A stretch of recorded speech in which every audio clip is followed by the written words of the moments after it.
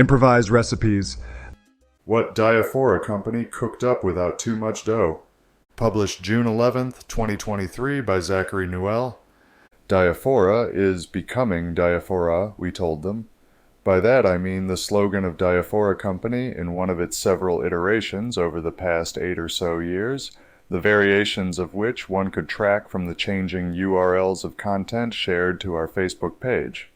Of course, despite the tremendous effort invested in branding, the name still isn't significant enough for ChatGPT to know it as a proper noun when I asked it, "What is Diaphora?"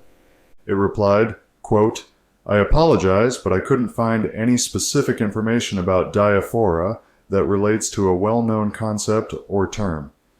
It's possible that Diaphora may refer to a specific term or concept in a particular context that is not widely known or recognized.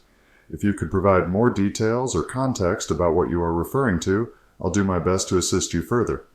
End quote. But I'm guessing if I tell you all about it here, the odds improve that ChatGPT will know how to answer the question, so let's give the AI a little more to parse. I described myself to you all in my first post as the interim founder of Diaphora Company, and, therefore, editor and publisher in the field of arts and entertainment. Next, I introduced you to Local Interest Pulp, the first release from Diaphora Comics, and most recently to Metropotamia, the latest for now release from Diaphora Books. But, like I told you at the top, Diaphora Company has had a few different incarnations since spring 2015.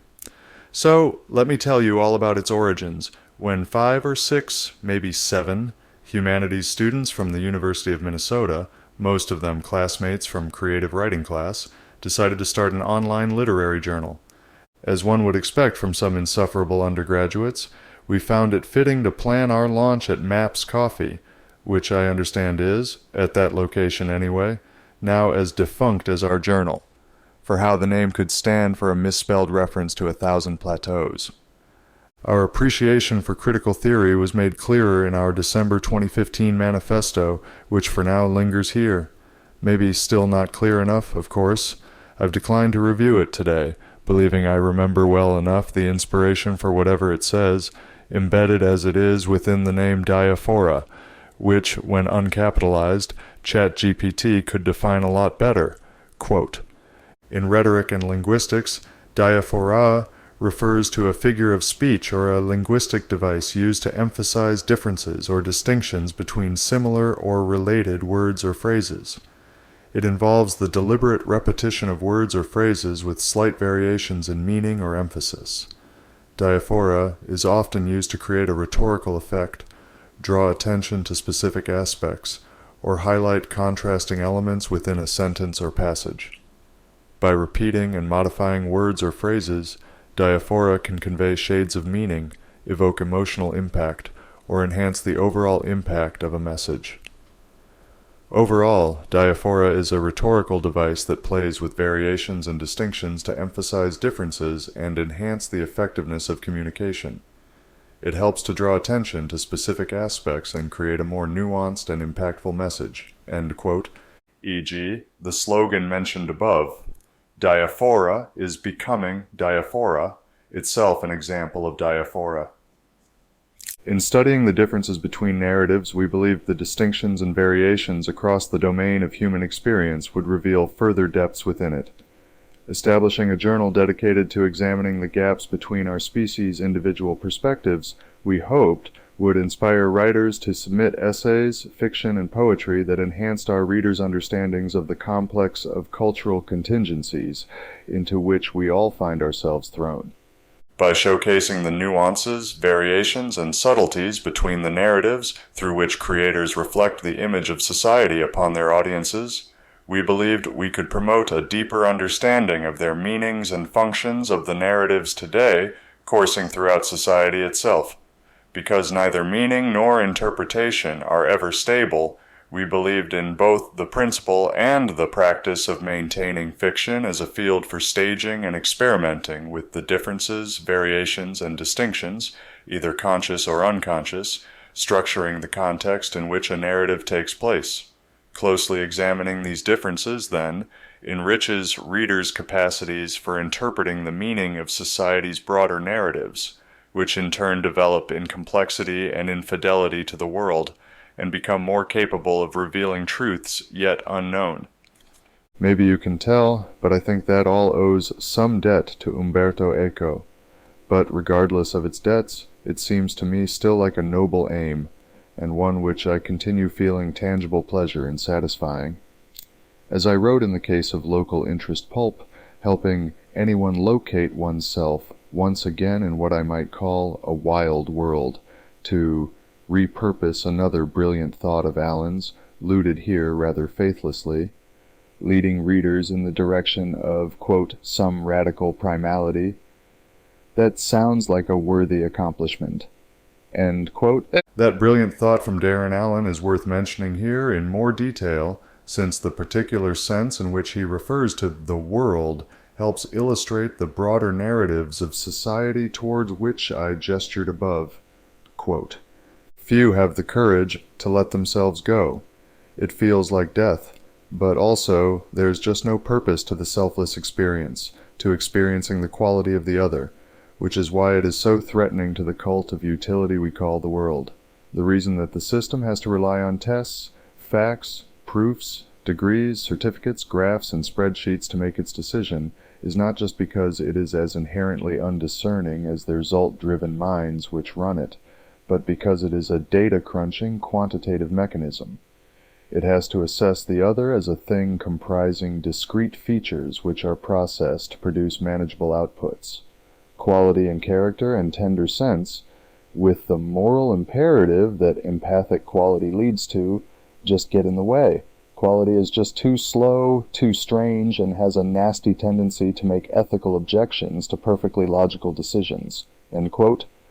I suppose we could say, then, that the Diaphora reveals an inherent quality of the other that abides within a supposedly discrete entity, even while the Diaphora signifies its identity. Though, with 8 years having passed, forgive me if some inconsistency appears between the original manifesto and what I've written here today.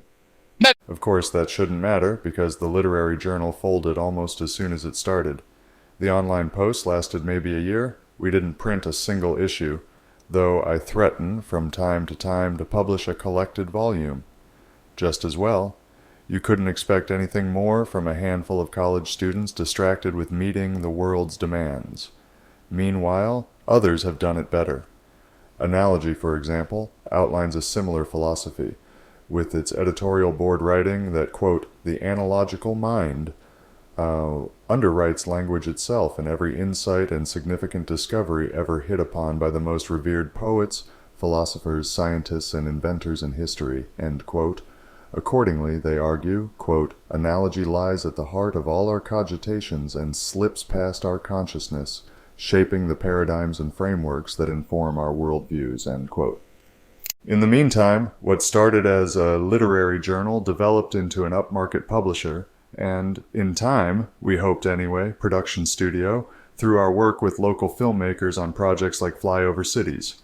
Over the years, Diaphora developed into a collective of like-minded collaborators, sharing resources and exchanging ideas as they produced new projects. Pooling our efforts and promoting each other's work, we aimed to increase our members' exposure and visibility, amplify their voices, and help them achieve their artistic goals more effectively. In this wise, Diaphora produced short films like the above, promoted local musicians and live stream performances, and released upmarket books of fiction and poetry, including Icarus by Aaron M. Woldeslassie, So in Never, So in Dusk by Ethan R. Ray, You and All of You by Mary Rosen. In addition to the aforementioned series, Metropotamia by Patrizio Della Luna, all that before we even got to local interest pulp from Diaphora Comics. Though Diaphora's roster ebbs and flows with the changing goals and interests of its members, some qualities remain consistent. We believe innovative narratives should never go unnoticed, and so Diaphora commits itself to developing, producing, distributing, and promoting the best stories from some of today's most talented voices. Our passion for independent art and media runs deep, and we specialize accordingly in generating the most captivating and innovative projects in arts and entertainment today. As my collaborators and I continue our work, I believe you can rest in full confidence that our focus will remain on developing those projects at hand that affirms the presence of differences that our society's narratives must seek to erase, if it should ever hope to fulfill its totalizing aims, but which in fact drive the processes of transformation for the individual and for society, processes through which the fixed categories of tyrannical orders must dissolve, and in place of which must rise new frameworks revealing ever more fundamental truths. I won't hesitate, of course, to share these with you all as they arise. While I can't yet say precisely when you can find those works that constitute our further investigations into the unknown opportunities afforded us just for the sake of being, you can rest easy, knowing that, one day or another, you'll doubtless find them here.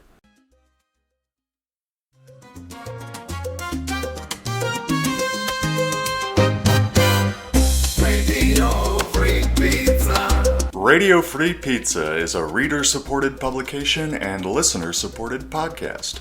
To see all our work, visit www.radiofreepizza.com or search for Radio Free Pizza on all your favorite social media and podcast platforms. You might even find a button to click that says subscribe. And if you're really lucky, it will let you leave a review. Otherwise, just share a link with your friends or on social media. Thanks for your support. Radio Free Pizza.